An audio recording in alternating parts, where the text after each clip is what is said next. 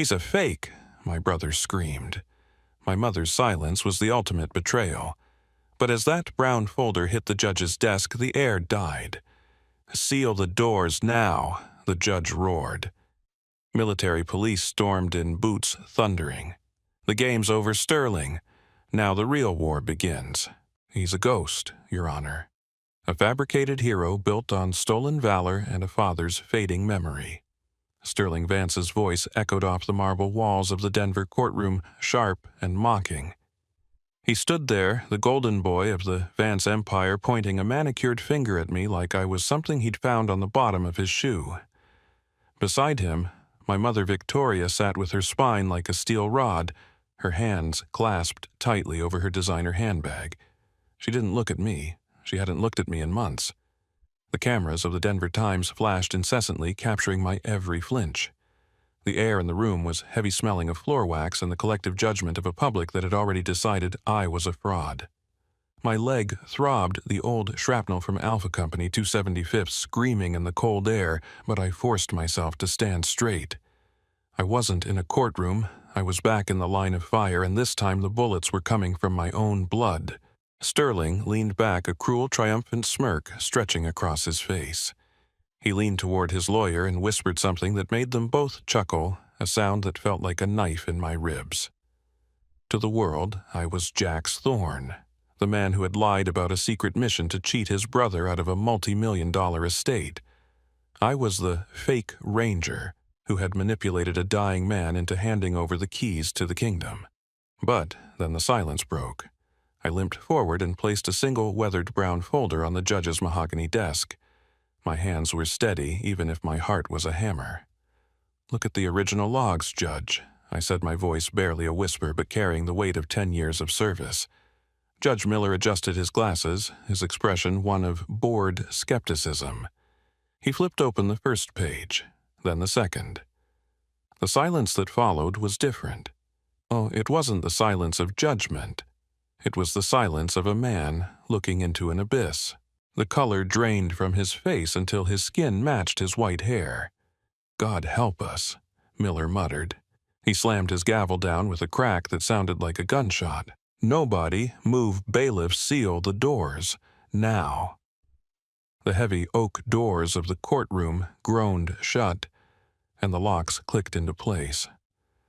Sterling's smirk vanished, replaced by a flicker of confusion that quickly turned to terror.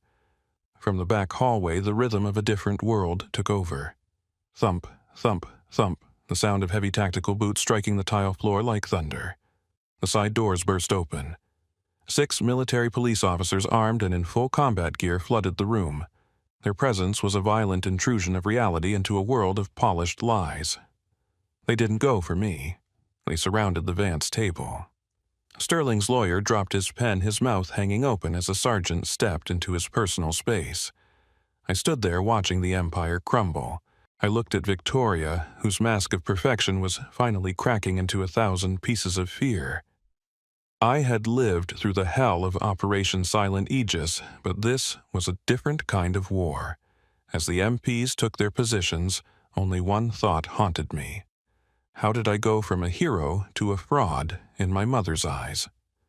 The funeral was a masterclass in performative grief. Aspen's elite gathered under a sky the color of a bruised lung, their black umbrellas forming a canopy of expensive sorrow. Sterling stood at the head of the casket, dabbing his eyes with a silk handkerchief, while Victoria leaned against him like a wilted flower made of marble. I stood 30 paces back, a ghost in a dress uniform that felt 2 sizes too small for the man I had become.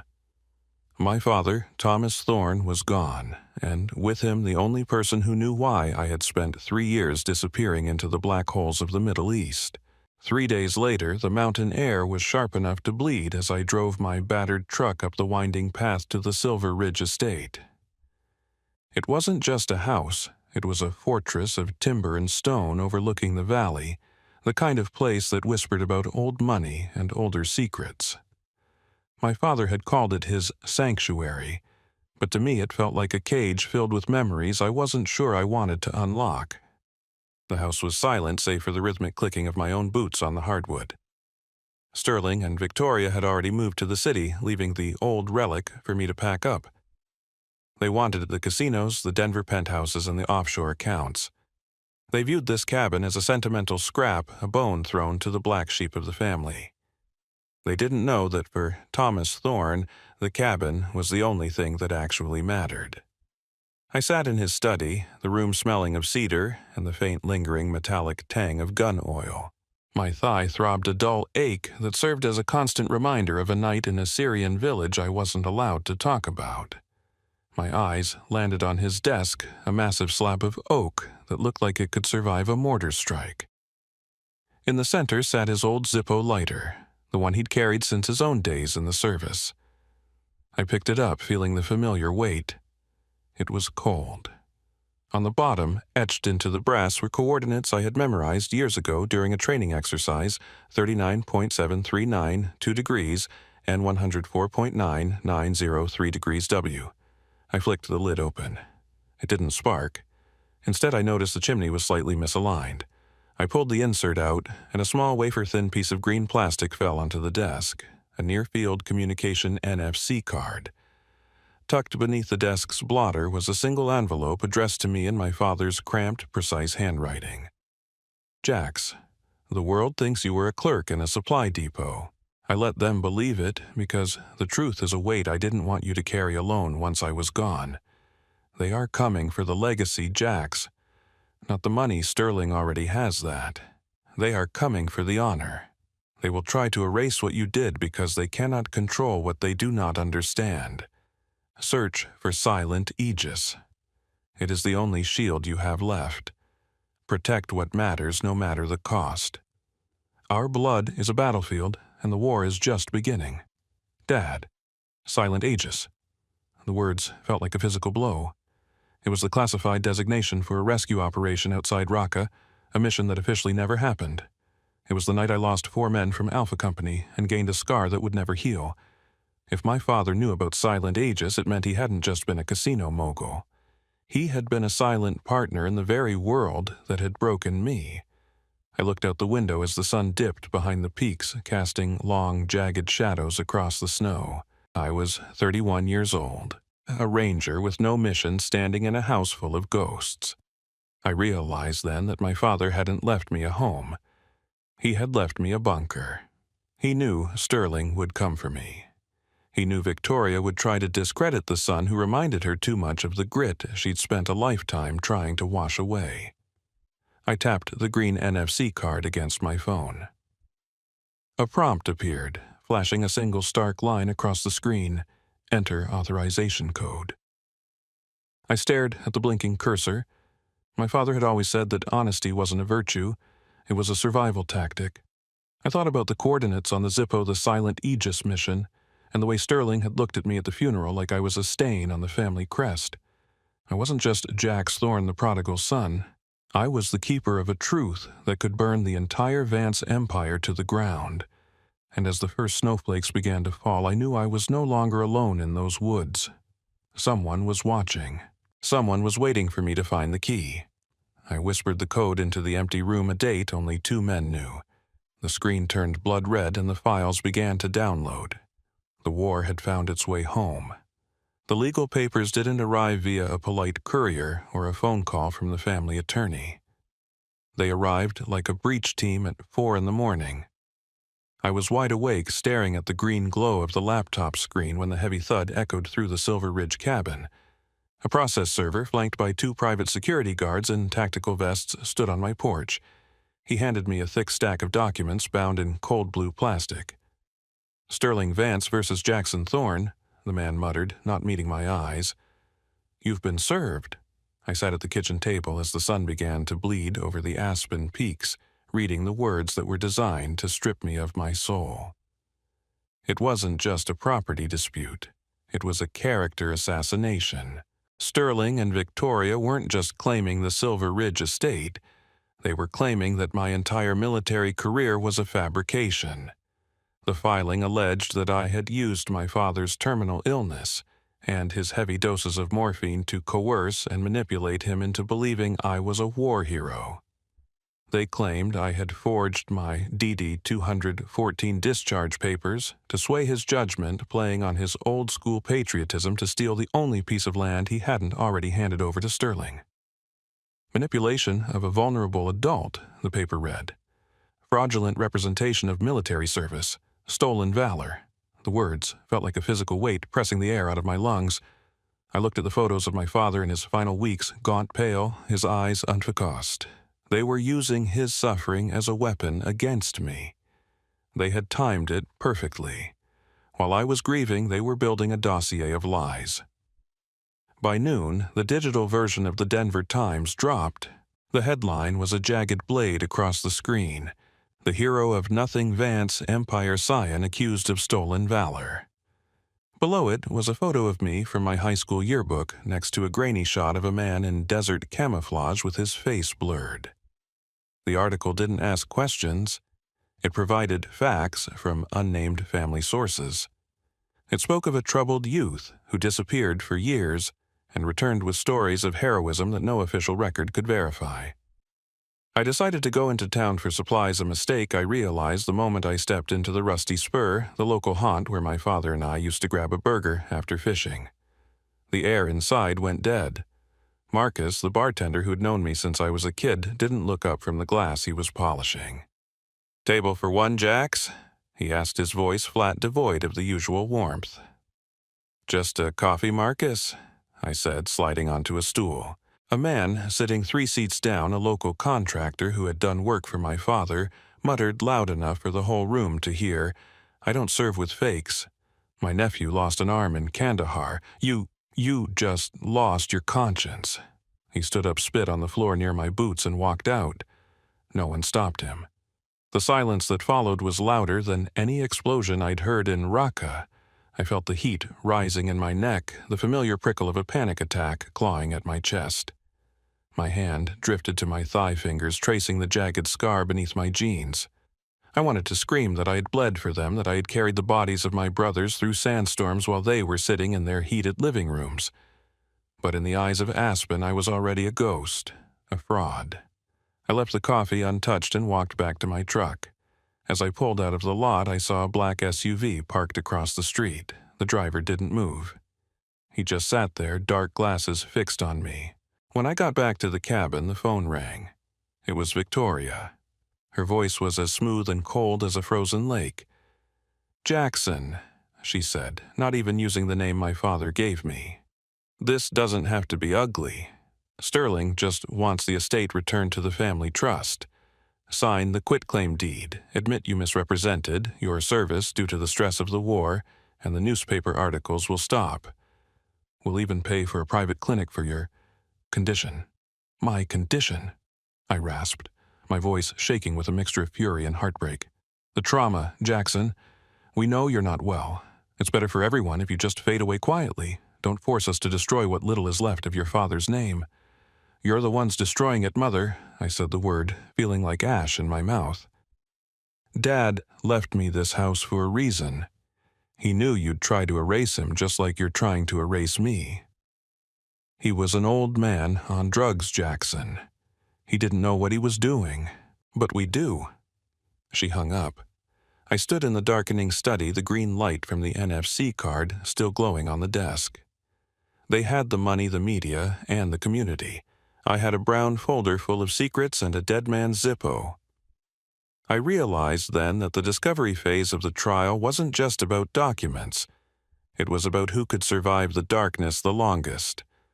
They thought they had trapped me in a corner, but they forgot one thing: a ranger is most dangerous when he's been cut off from his lines. I picked up the phone and dialed a number I hadn't called in 3 years. It was time to see if the broker still took my calls. The coordinates on the bottom of the Zippo didn't lead to a grave or a hidden cache in the woods. They led to a nondescript brutalist concrete building in downtown Denver, the Continental Archive and Trust.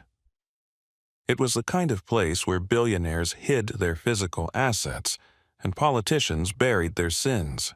I drove through the night, the heater in my truck barely fighting off the Colorado chill. Every time a pair of headlights appeared in my rearview mirror, my grip on the steering wheel tightened until my knuckles turned white. The black SUV was gone, but the feeling of being hunted remained. It was a familiar ghost, the same one that had followed me through the streets of Raqqa. The lobby of the Archive and Trust was silent, filled with the smell of ozone and expensive air filtration. I walked to the counter, my limp more pronounced after the long drive. A man in a suit that cost more than my truck looked at me with clinical indifference. I didn't say a word. I just placed the green NFC card on the glass reader. A light flashed amber, then a steady pulsing blue. The clerk's indifference vanished. He stood up straight, his eyes scanning a monitor I couldn't see. "This way, Mr. Thorne. You're expected." He led me through 3 layers of biometric security down into the bowels of the building where the air felt pressurized and cold. We stopped at a private viewing room, 10 feet by 10 feet, steel walls, a single table, and a digital interface. In the center of the table sat a small gunmetal gray Pelican case. "You have 2 hours," the clerk said, closing the heavy door behind him. I sat down, my breath hitching. I pressed the NFC card against the case's latch. It hissed, releasing a vacuum seal.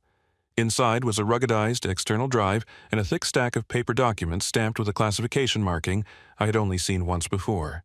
Top secret / silent aegis / eyes only. I plugged the drive into the interface. The screen flickered to life, showing a directory of files that shouldn't exist. There were mission logs from 2021 high-altitude drone footage of a compound outside Raqqa and audio recordings. I clicked on one. "Ranger Lead, this is Overlord. Target is confirmed. Package is secure, but the extraction point is compromised. Acknowledge." The voice that responded sent a shiver down my spine. It was mine. Younger, frantic, muffled by the sound of heavy machine gun fire. "Overlord, this is Thorne. We've got 3 casualties. We can't wait for the birds. Requesting a secondary extract. Negative, Thorne.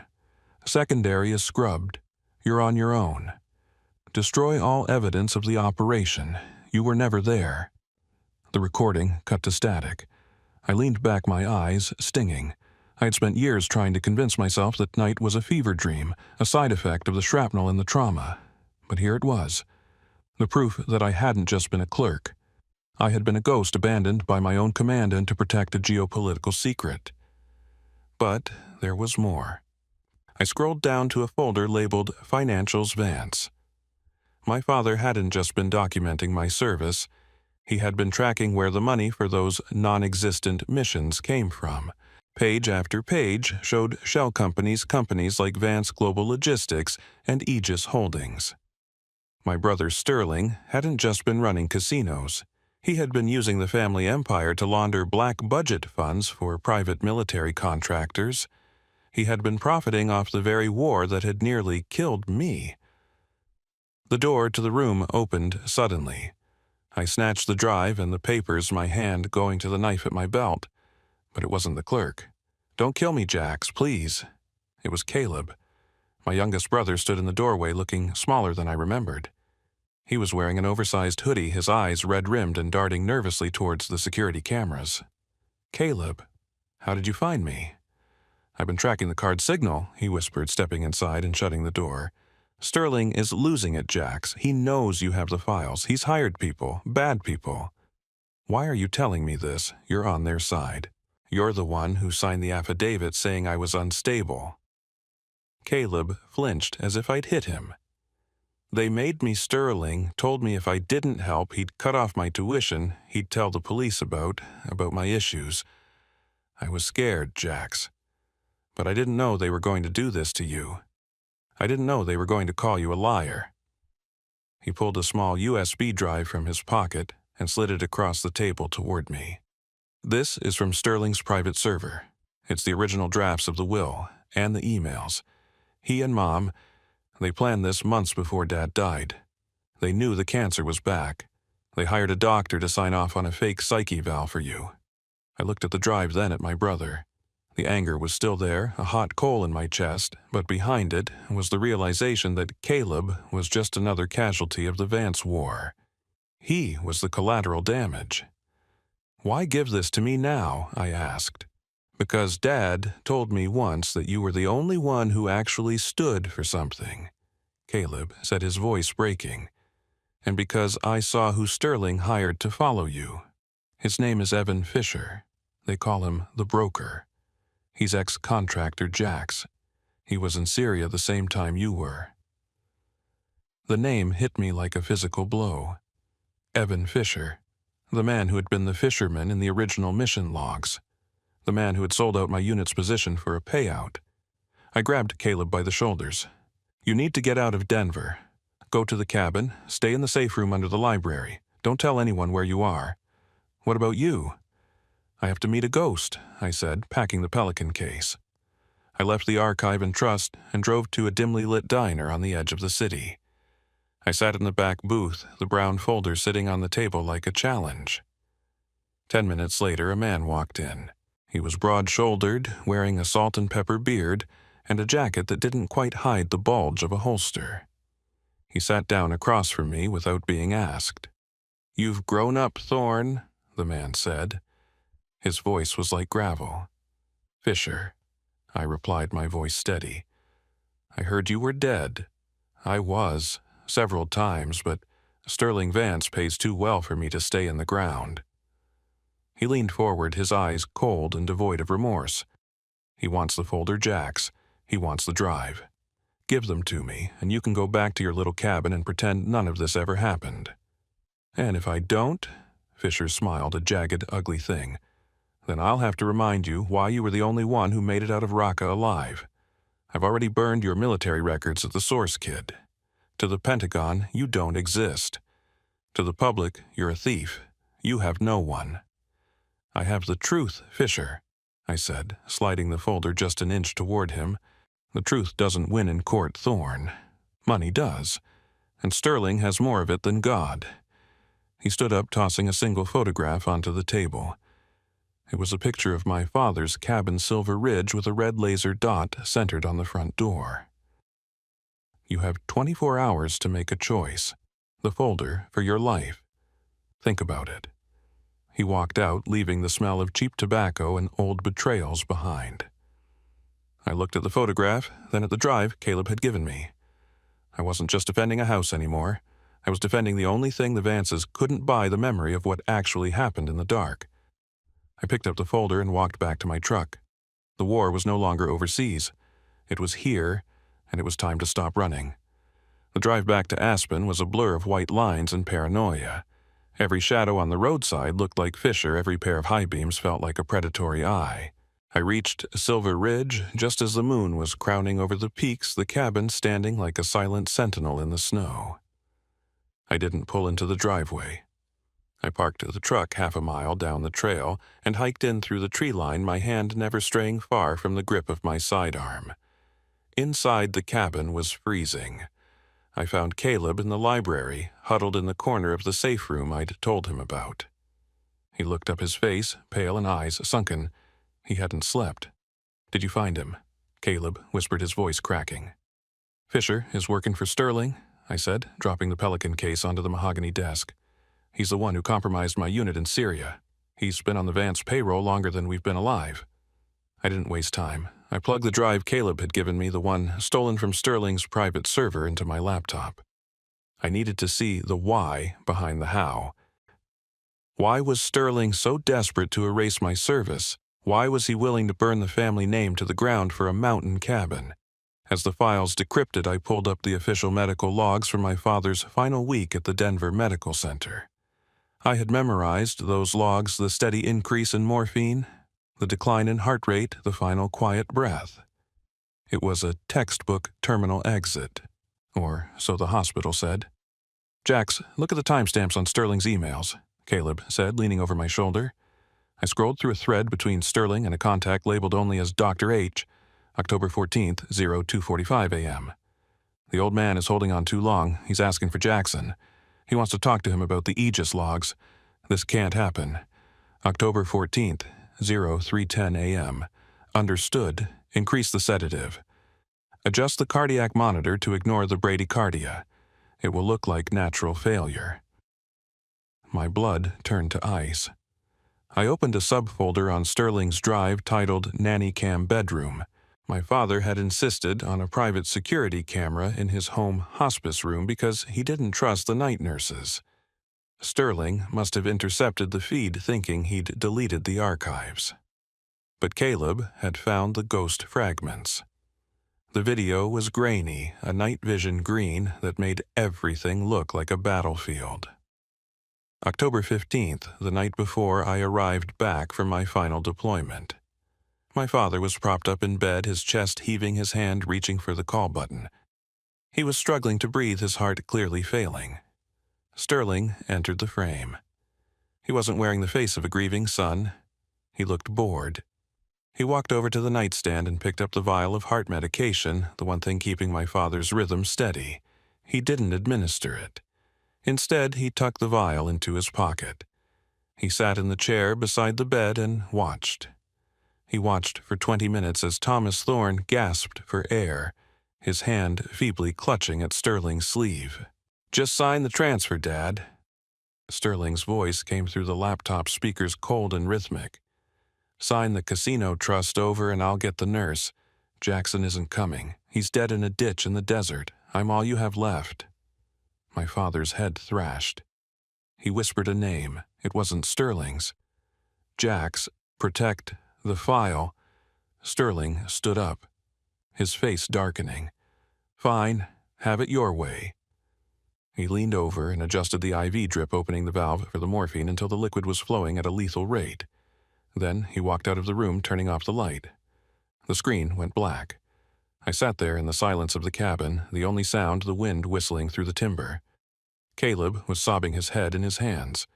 I felt a cold, crystalline clarity settle over me. This wasn't a property dispute. This wasn't even a case of stolen valor. It was a cold-blooded execution. "He murdered him," I whispered. I thought he just wanted the money," Caleb choked out. "I didn't know he actually—" "Jax, what do we do?" "We can't go to the police. Sterling owns the chief of police in Denver. He's got the DA in his pocket." "We don't go to the police," I said, standing up. My leg didn't ache anymore. The adrenaline had burned away the pain. "We're going to court. We're going to let Sterling lay out his entire lie. We're going to let Victoria weep for the cameras. And then I'm going to hand the judge a file that will trigger an investigation even Sterling can't buy his way out of." I reached into the Pelican case and pulled out the original Silent Aegis logs. These weren't just military records. They were the evidence of the shell companies my father had been tracking, the ones Sterling used to pay for the Dr. H and Fisher's services. It was all connected. The war in Syria, the charity fraud, and the murder of Thomas Thorne. "Caleb, get in the truck," I commanded. "Where are we going?" "To the only place where Vance can't hide behind a checkbook," I said. "Reno. We have a hearing in 48 hours, and I need to make sure Fisher knows exactly where I'll be." I looked at my father's Zippo on the desk. He had known this was coming. He had turned his own death into a trap, a final mission for the son he knew would never stop digging. I wasn't just a ranger anymore. I was the evidence. And as I locked the cabin door behind us, I knew that when the doors of that courtroom closed, only one of us was walking out. The real war hadn't started in Raqqa. It was starting now. The air in the Reno courtroom was stagnant, heavy with the scent of old paper and the quiet rot of a family's legacy. Sterling sat at the plaintiff's table, his navy suit perfectly tailored, his face a mask of practiced concern. Evan Fisher, the broker, had just finished his testimony. He'd played his part well, painting me as a fractured man who had traded his honor for a manufactured story of heroism. The gallery was a sea of judgmental eyes, and for a moment I could feel the weight of their collective doubt pressing me down into the mahogany chair. "Does the defense have any further witnesses?" Judge Miller asked, his voice weary. My attorney stood up, his gaze fixing on the back of the room. "The defense calls Caleb Vance to the stand." The silence that followed was absolute. Sterling's smirk didn't just fade, it evaporated. Victoria's hand flew to her throat, her knuckles white against her pearls. Caleb walked down the aisle, his head down. His shoulders hunched as if he were walking through a storm. He didn't look at Sterling. He didn't look at the cameras. He climbed into the witness box and took the oath with a voice that barely carried over the railing. "Caleb," my attorney began, "did you witness the signing of your father's final will?" Caleb looked up then, and for the first time I saw the thorn grit in his eyes. "I didn't just witness a signing," he said, his voice gaining strength. "I witnessed a crime. My brother Sterling and my mother pressured a dying man who was heavily medicated. And when that wasn't enough, they adjusted his IV. The courtroom erupted. Reporters scrambled, the judge hammered his gavel, and Sterling leaped to his feet shouting about unsubstantiated delusions. But Caleb wasn't finished. He reached into his pocket and pulled out the USB drive I had given him back at the cabin. "It's all here. The emails, the medical tampering, and the video Sterling thought he'd deleted." I didn't wait for the bailiff. I stood up and limped toward the bench, clutching the brown folder. I didn't look at Sterling as I passed him. I didn't look at the man who had murdered our father. I placed the folder directly in front of Judge Miller. "This isn't just about a house, Your Honor," I said, the words echoing with the authority of the uniform I no longer wore. Inside that folder is the official record of Operation Silent Aegis. It contains the forensic link between the Vance global shell companies and the illegal contractors who compromised a U.S. Army Ranger unit. It contains the proof of why my father was killed. Judge Miller opened the folder. He flipped through the first few pages, his expression shifting from skepticism to a deep, visceral shock. He saw the top-secret headers, the red-inked MP directives, and the financial logs that turned a family dispute into a matter of national security. He looked at me then at Sterling, who was now being held back by his own legal team. The judge didn't hesitate. He slammed his gavel down with a force that seemed to shake the very foundations of the building. "No one moves, bailiff, seal the doors immediately. Close the gallery."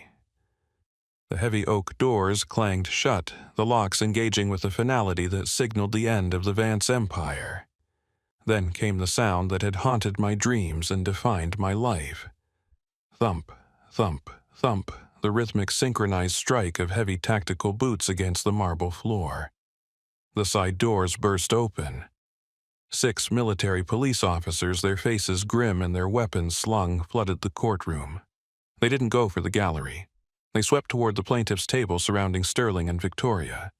Sterling tried to scream to invoke his name, his money, his power, but the sergeant simply stepped forward and placed him in zip ties. I sat back down, my spine straight, my breath steady. The battlefield was no longer in the desert. It was here, amidst the ruins of a lie that had taken 10 years to dismantle. As the MPs led my brother and mother away, the cameras continued to flash, but I no longer felt bare. My honor needed no defense. The truth had finally come home. The dust of the Reno courtroom settled faster than the snow on the Aspen peaks. Within 48 hours, the headlines of the Denver Times had been rewritten. Vance dynasty collapses. Stolen valor claims debunked, and the silent hero of Silver Ridge. The public, which had been so quick to spit on my boots, was now clamoring for interviews for a glimpse of the man who had brought down an empire with a single brown folder. I gave them nothing. I didn't want their apologies. I just wanted the silence my father had promised me. Sterling and Victoria were moved from the courthouse directly into federal custody. The military police hadn't just been there for show. They were the vanguard of an investigation into the Silent Aegis funding that stretched from the casinos of Reno to the black market arms dealers of the Levant. Sterling's corporate success had been built on the blood of the men I'd served with, and now he was facing charges of treason embezzlement, and thanks to the video, Caleb had recovered first-degree murder. Victoria sat in a separate cell, her pearls replaced by a standard-issue jumpsuit, finally realizing that the image she had spent a lifetime polishing had been shattered by the truth she tried to bury. I returned to Silver Ridge 3 days later.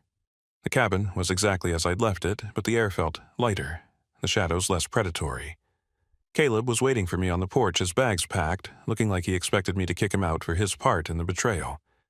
Instead, I handed him a set of keys to the library. "You're not going anywhere, Caleb," I told him, looking out at the valley. "You stood up when it counted. Dad would have wanted you to stay." We spent the next few months mending what had been broken. We fixed the sagging planks of the dock where the Zippo coordinates had been hidden. We cleared the overgrown brush from the trails Thomas Thorne had walked in his final healthy days. We didn't talk about the trial, and we didn't talk about the war. We talked about the trout in the stream and the way the light hit the aspen trees in the late afternoon. It was a slow, quiet kind of healing, the kind that doesn't leave scars. But the legacy of Silver Ridge had to be more than just a house for two broken brothers. I looked at the vast empty rooms and the thousands of acres of untouched wilderness, and I knew what my father's silent aegis was meant to become. Using the funds recovered from the Vance Trust, the portion that Sterling hadn't managed to launder, I established the Aegis Refuge. I opened the doors to the men and women I'd left behind in the desert. The ones whose wounds didn't show on an X-ray, the ones who woke up screaming in the middle of the night, and the ones who had been told they were ghosts by a government that found them inconvenient. We turned the Silver Ridge estate into a sanctuary. We built small cabins in the woods for those who needed solitude and a communal kitchen for those who needed a brotherhood. I wasn't a commander anymore, and I wasn't a clerk. I was just Jax, the man who knew where the silence lived. One crisp October afternoon, while I was clearing out the hidden floor safe behind the library bookcase, the one the green NFC card had finally unlocked, I found a weathered leather journal. It was my father's final record, the ink faded, but the words steady. October 12th, the final entry read, "I can feel the rhythm of my heart skipping a countdown I can no longer ignore. Sterling thinks he's winning because he understands the price of everything, but Jax understands the value of one thing, the truth. I'm leaving him the lake and the woods because only a man who has seen the darkness knows how to protect the light. Sterling has the mind for business, but Jax has the soul for honor. If you're reading this, Jax, know that I never doubted you. Not for a second. The mission is over. Come home."